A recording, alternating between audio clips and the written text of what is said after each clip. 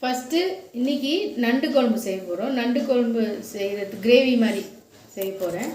அதுக்கு தேவையான பொருட்கள்: எண்ணெய் ஊற்றிட்டு பிரியாணி இலை, பட்டை, நான் கல்லெண்ணெய் தான் யூஸ் பண்ணுவேன், ஸ்டார் இது, கிராம்பு எல்லாம் போட்டுட்டு அப்புறம் சோம்பு இதே போட்டு ஒரு ஸ்பூன் சோம்பு இதே போட்டு நல்லா வரும். பொரிஞ்சோன்னு நல்லா பொரியட்டும். இதுக்கப்புறம் பச்சை மிளகாய்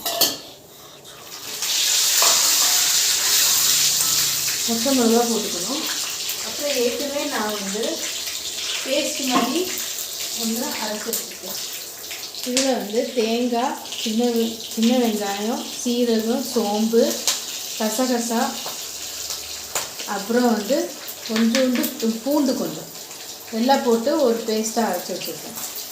அதே இதில் போட்டு இப்போ வதக்கிக்கலாம். அப்புறம் தக்காளியும் சேர்த்து வதக்கிக்கலாம். எல்லாம் ஒரே மசாலாவாக போட்டுக்கலாம். அது எண்ணெயில் போட்டு நல்லா வதக்கிக்கலாம்.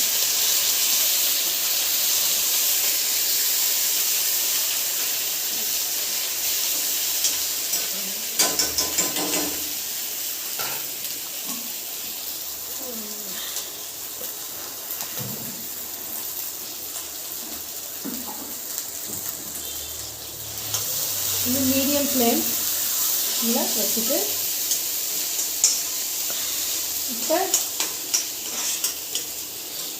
தண்ணி கொஞ்சம் லைட்டாக ஊற்றிக்கணும்.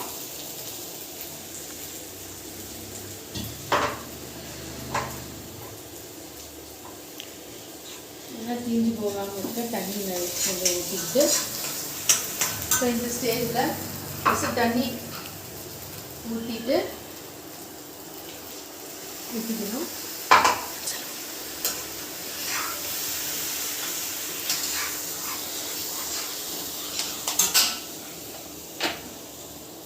லைட் மஞ்சத்தூள்,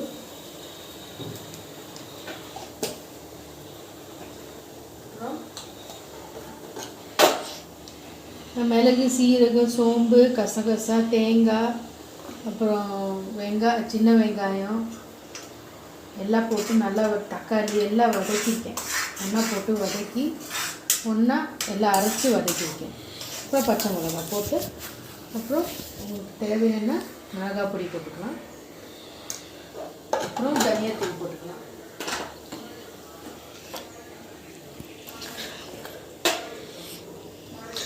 தனியாத்தூள் 2 ஸ்பூன், மிளகாத்தூள் 1/2 ஸ்பூன். ஏன்னா ஏற்கனவே மிளகுலாம் போட்டிருக்கோம், அதனால் காரத்துக்கு ஏற்ற எல்லாம் போட்டுட்டு நல்லா ஒரு கை ஃபுல்லாக கருவேப்பிலை போட்டுக்கலாம். கருவேப்பிலை அது ஒரு தனி டேஸ்ட். போட்டுட்டு நல்லா சூடாக வதக்கிக்கணும். வதக்கிட்டு பச்சை வாசனை போகணும்.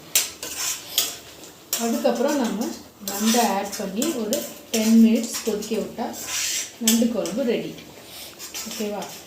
இப்போ நல்லா கொதிக்க விடுவோம். இந்த தண்ணி பத்தில் கொஞ்சம் கொதிக்கணும்.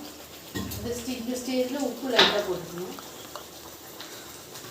நான் கல்லுப்பு தான் யூஸ் பண்ணேன்.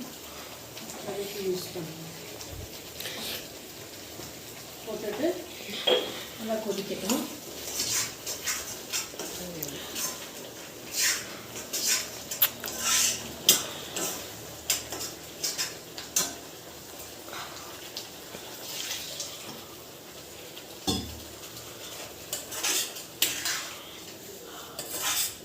இந்த ஸ்டேஜில் நண்டை போட்டு நல்லா பச்சை வாசம் போயிடுச்சு. செக் பண்ணிக்கலாம்.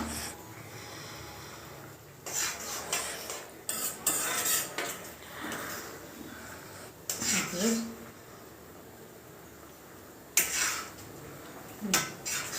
இப்போ கொஞ்சம் காரம் கொஞ்சம் போடலாம். நான் கொஞ்சம் காரம் கொஞ்சம் ஜாஸ்தி சாப்பிடுவோம். கொஞ்சம் போட்டுக்கலாம். உங்களுக்கு எவ்வளோ வேணுமோ உங்களுக்கு போட்டுக்கோங்க.